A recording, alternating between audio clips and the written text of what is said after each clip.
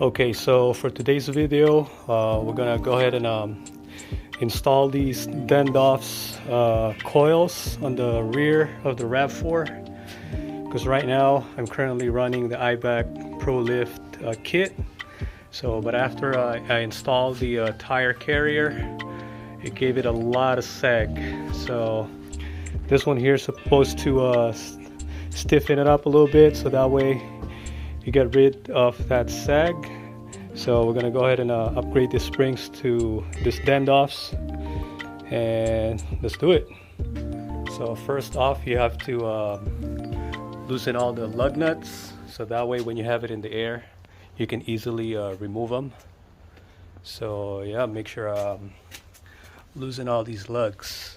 I have to next we're gonna have to jack up the vehicle, lift them up on the jack points, and make sure you have your jack stand ready, so that way you can support it with the jack stands.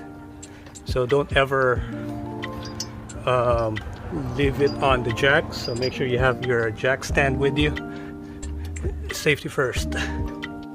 Okay, so after we remove the wheels, we're gonna take off this bolt right here, and also the sway bar bolt.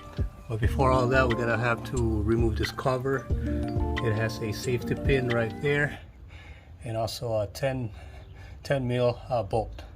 So yeah, after we remove those, we can finally lower the lower control arm, pull out the spring, and then pretty much put the new one on. So yeah, let's do it.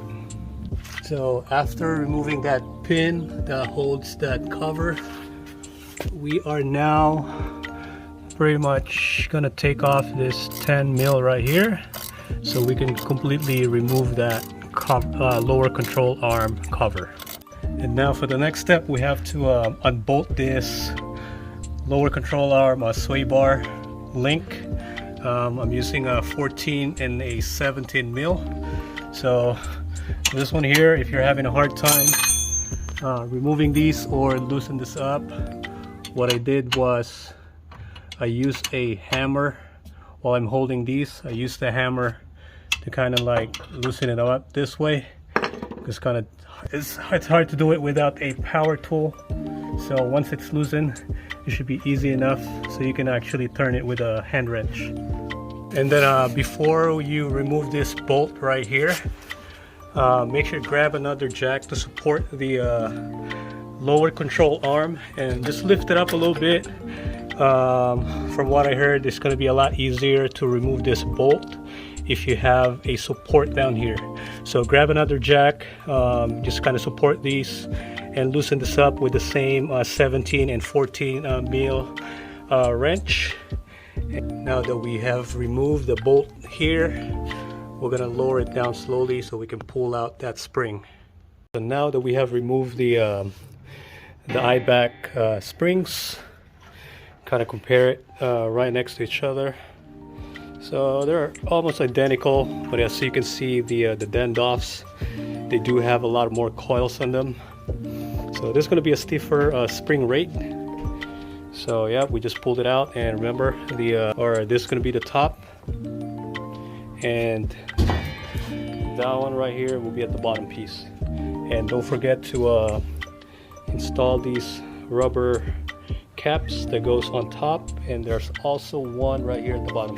Alright, so it's been a struggle to put this spring in place. But as soon as you put everything in place, just make sure you have the jack underneath, so you can actually assist the lower control arm and jack it up slowly until it line up to that hole right there, so we can put all the bolts back. Okay, so now that we have pretty much everything in place, I already put this back. It took me a while to put this bolt back. I had a hard time pretty much lining it up with the hole. So after a couple of tries, had to call a friend. Shout out to Art Yoda Pew Pew for guiding me through this install. So yeah, I finally lined up this hole So first it won't come inside the it won't come into the other side. It's not lining up. So all I gotta do is pretty much raise the jack up a little bit, hammer it down a little bit, then just try to screw it in.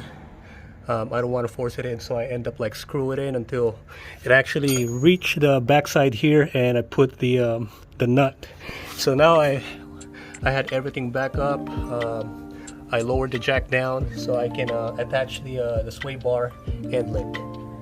All right, so what we gotta do now, we're pretty much just gonna line up the sway bar end link. This one here should be a lot easier. So all we gotta do pretty much is align these holes right here, and then we're gonna insert our bolt and to go on pretty much the other side. Okay, so after I lined them up, I actually had to again hammer it so it could actually go all the way in. Then we're gonna put the nut right here.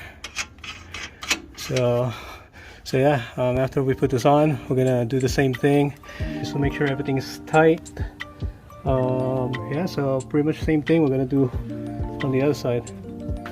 All right, so after we pretty much installed everything, make sure everything is tight, we're just gonna put the cover back on. Of course, we're gonna put the wheel back on.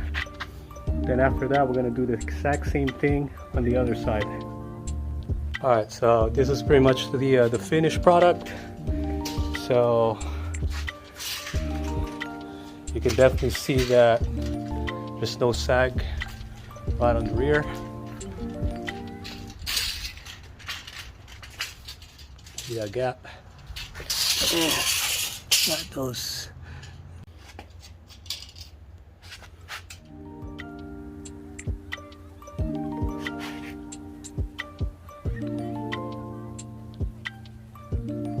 Comparing it from earlier, we are now at almost 35, so let's say 35. So definitely have some more clearance in the back. There's no more sagging. So yeah, that was it.